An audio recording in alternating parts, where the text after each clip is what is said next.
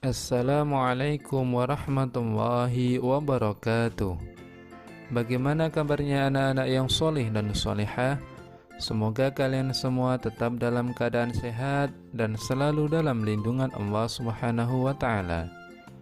Kembali lagi kita belajar dari rumah untuk mata pelajaran Pendidikan Agama Islam dan Budi Pekerti Sekolah Dasar kelas 5.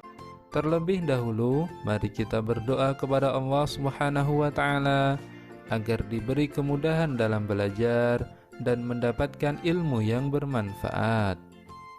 Bismillahirrahmanirrahim.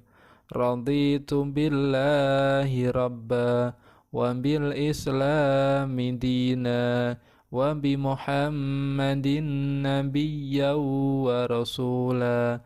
Rabbi zidni ilma warzuqni fahma. Amin. Anak-anakku yang soleh dan solehah, pada pertemuan hari ini kita akan belajar dengan materi mengenal kitab-kitab Allah Subhanahu wa Ta'ala. Sebagai orang yang beriman, kita harus mempercayai kitab-kitab lain yang diturunkan Allah Subhanahu wa Ta'ala. Iman kepada kitab-kitab Allah merupakan rukun iman yang ketiga. Perintah Allah Subhanahu wa Ta'ala untuk beriman kepada kitab-kitabnya terdapat dalam surat An-Nisa ayat 136. Bismillahirrahmanirrahim. Ya ayyuhalladzina amanu aminu billahi wa rasulihi wal kitabil ladzi nazzala ala rasulihi wal kitabil ladzi anzala min qabl. وَمَنْ يَكْفُرْ بِاللَّهِ وَمَلَائِكَتِهِ وَكُتُبِهِ وَرُسُلِهِ وَالْيَوْمِ الْآخِرِ فَقَدْ ضَلَّ ضَلَالًا بَعِيدًا. Artinya, wahai orang-orang yang beriman, tetaplah beriman kepada Allah Subhanahu wa Ta'ala dan Rasul-Nya Muhammad, dan kepada kitab Al-Quran yang diturunkan kepada Rasul-Nya, serta kitab yang diturunkan sebelumnya. Barang siapa ingkar kepada Allah Subhanahu wa Ta'ala, malaikat-malaikatnya, kitab-kitabnya, rasul-rasulnya, dan hari kemudian, maka sungguh orang itu telah tersesat sangat jauh.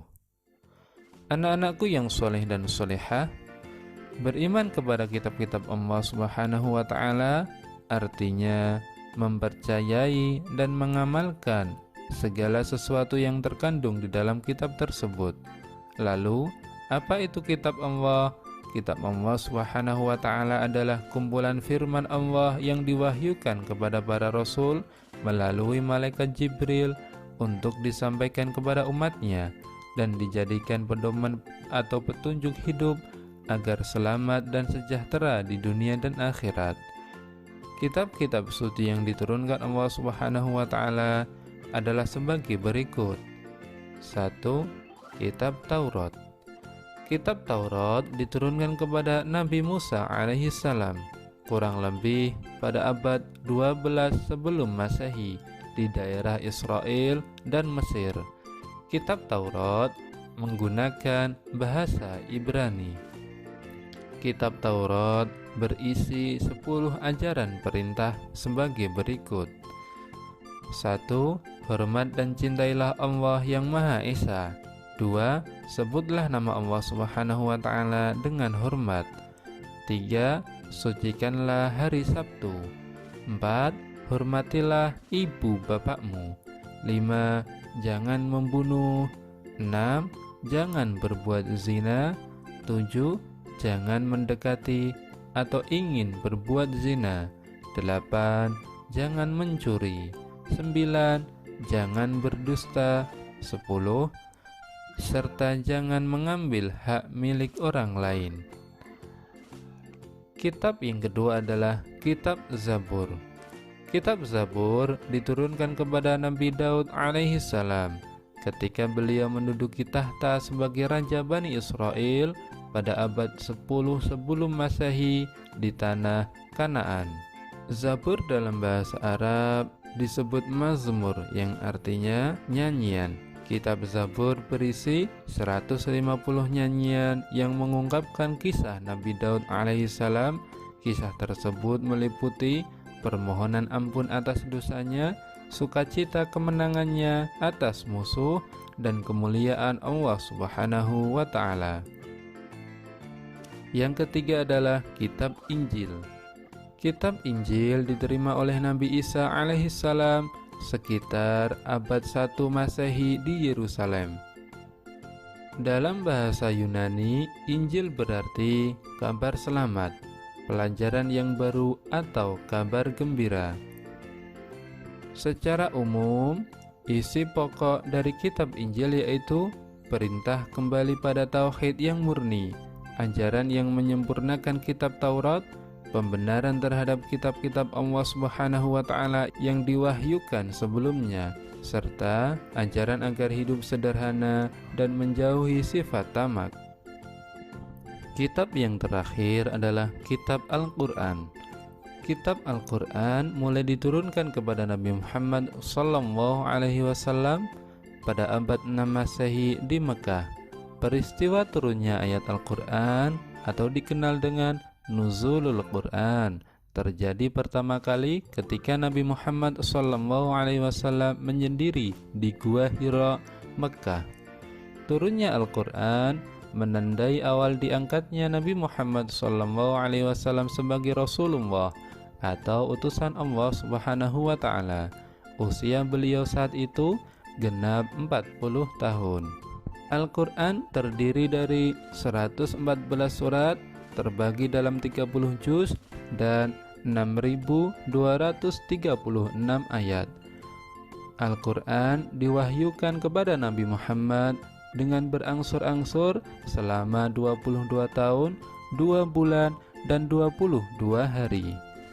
Sebagai pedoman hidup, Al-Quran mengatur hubungan manusia dengan Allah Subhanahu wa Ta'ala, hubungan manusia dengan manusia, hubungan manusia dengan alam seperti hewan dan tumbuhan, serta hubungan dengan dirinya sendiri.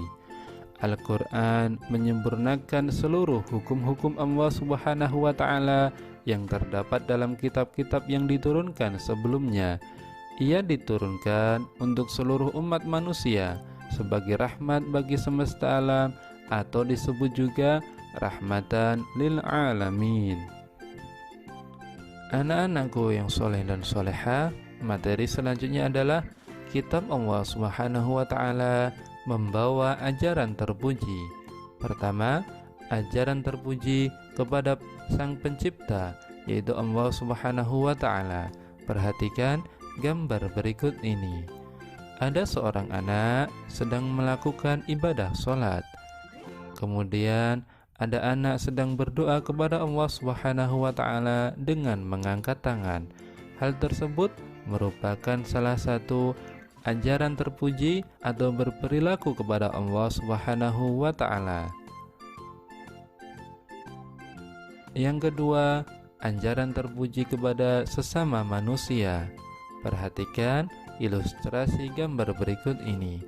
Ada anak saling bersalam-salaman sesama teman. Hal itu dilakukan atau menandakan bahwa mereka tidak memiliki dendam dan rukun satu dengan yang lainnya. Kemudian ada anak sedang menolong teman yang terjatuh dari sepeda. Perilaku tersebut merupakan salah satu contoh ajaran terpuji kepada sesama manusia. Ketiga, ajaran terpuji kepada hewan dan tumbuhan. Perhatikan ilustrasi gambar berikut ini. Ajaran terpuji kepada hewan, yaitu ada anak sedang memberikan makanan kepada ayam di halaman rumah. Misalnya yang lain, ketika anak-anak semua memelihara kucing, maka anak-anak harus merawatnya dan memberi makan setiap hari. Kemudian, ajaran terpuji kepada tumbuhan. Ada anak sedang merawat tanaman dalam pot di halaman rumahnya. Anjuran terpuji kepada tumbuhan juga bisa dilakukan dengan menyiraminya setiap pagi atau sore hari, mencabut rumputnya, dan lain sebagainya.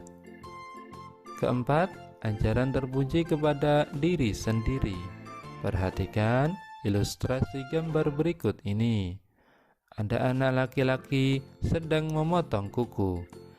Hal itu dilakukan agar kuman-kuman atau bakteri tidak bersarang dan tidak bersembunyi di kuku yang panjang.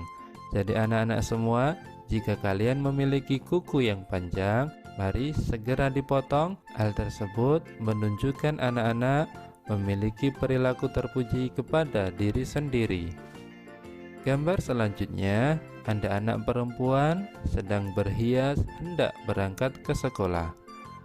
Anak-anakku yang soleh dan soleha, alhamdulillah, demikian tadi perilaku terpuji kepada Allah, kepada sesama manusia, kepada alam, kepada hewan, dan kepada diri sendiri. Semoga anak-anak dapat mengamalkan dan mempraktekkannya di rumahnya masing-masing. Alhamdulillahirabbil alamin. Pelajaran kita hari ini telah selesai. Saatnya kita mengerjakan tugas.